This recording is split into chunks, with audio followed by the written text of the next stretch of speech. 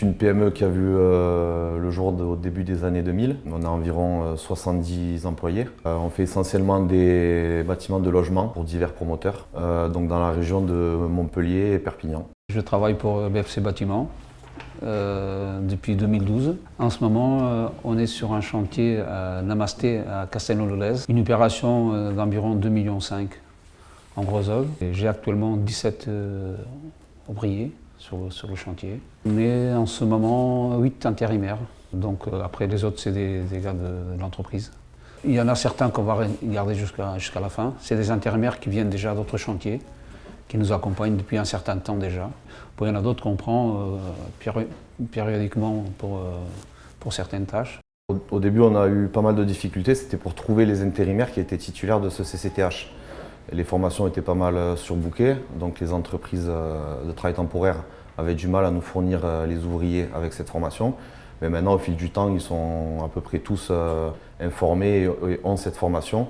Donc c'est relativement simple aujourd'hui. Oui. On demande qu'ils aient systématiquement le CCTH. Voilà, les ouvriers ne sont pas reçus sur chantier s'ils ne sont pas titulaires du CCTH.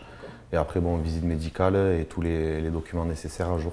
C'est la boîte d'intérim qui nous l'envoie en informatique avant la mission de l'intérimaire. On a des accords avec certaines agences d'intérim. Oui.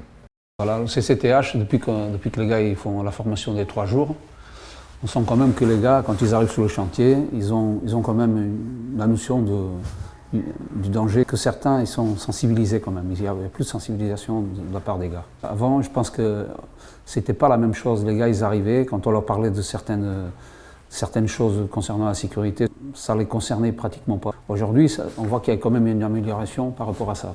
Le premier jour où l'intérimaire commence, on lui présente le chantier avec le PIC et on a un petit livret avec toutes les différentes situations sur lesquelles il peut être amené. Donc on lui présente ça avec les images, les textes. Et ils ont déjà des notions. Parfois on leur parlait de sécurité collective, ils nous regardaient avec des grands yeux, ils ne savaient pas forcément de quoi on parlait. Maintenant, bon, ils comprennent de suite. Et on le voit même sur site, qu'il y a certaines choses qui les interpellent au niveau de la sécurité des fois, alors qu'avant ils passaient complètement à côté et ils s'en occupaient très peu. Aujourd'hui, les boîtes intérimaires, s'ils ont des ouvriers qui n'ont pas fait le CCTH, ils ne nous les proposent même pas, parce qu'on ne les acceptera pas sur le chantier, sans quoi. Donc déjà, au départ, si le gars n'a pas son CCTH, l'entreprise intérimaire ne va même pas nous l'envoyer, le gars. Et nous, de notre côté, si on n'a pas tout en règle, tout n'est pas en règle, le gars, on ne l'accepte pas. Quand un nouveau arrivant, on essaie toujours de le mettre avec quelqu'un qui est déjà ici depuis un certain temps. Le fait que le gars, il a fait ses ETH, quand il arrive sur le chantier, qui est avec quelqu'un qui est peut-être un petit peu plus expérimenté que lui, mais il est quand même, il y a quand même une proximité par rapport aux connaissances. Je pense que c'est quelque chose de positif. Avant, on a certains intérimaires qui arrivaient sur site, qui n'avaient aucune notion de ce qu'était la sécurité. Et donc on était souvent derrière eux pour leur rabâcher les principes de base. Et maintenant, quand ils arrivent sur site, on voit qu'ils connaissent déjà donc, les principes de base, quoi. Tout ce qui est sécurité collective, le montage des échafaudages, ils ont les premières notions, quoi. Il faut continuer. Parce que déjà, on est beaucoup plus sûr quand on a des gens qu'on sait qu'ils sont au courant des choses. Ça soulage un petit peu, ça nous soulage un petit peu. Hein. Enfin, moi personnellement, en tant que chef de chantier, savoir que le gars, il a fait sa formation. Quand on fait un quart d'heure de sécurité, on revient sur ce qu'ils ont fait sur le CCTH, sur la formation qu'ils ont fait, et ça leur attire l'attention. Parce qu'on parle toujours des travaux en hauteur, des montages des échafaudages, surtout les banches, la stabilisation des banches. Et les gens, bon, quand on parle de ça, on parle tous la même chose. Je travaille avec une boîte intérimaire, Jet Carrière. Ça fait 3 ans, depuis que j'arrivais à la France.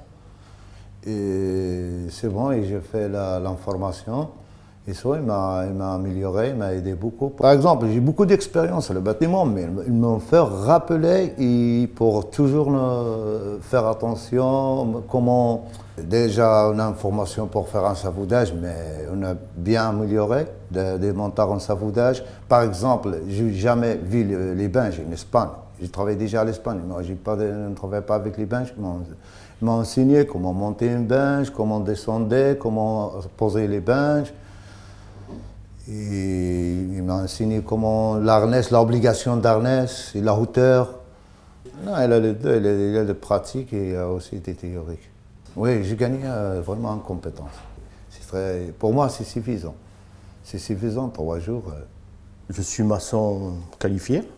Je travaille pour l'entreprise intérimaire adéquate. Ça fait 1 semaine que j'ai débuté sur le chantier en tant que coffreur et ferrailleur aussi.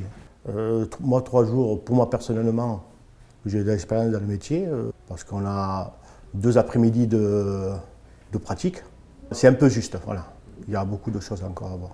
C'est un début, mais je pense qu'il faudra largement le prolonger.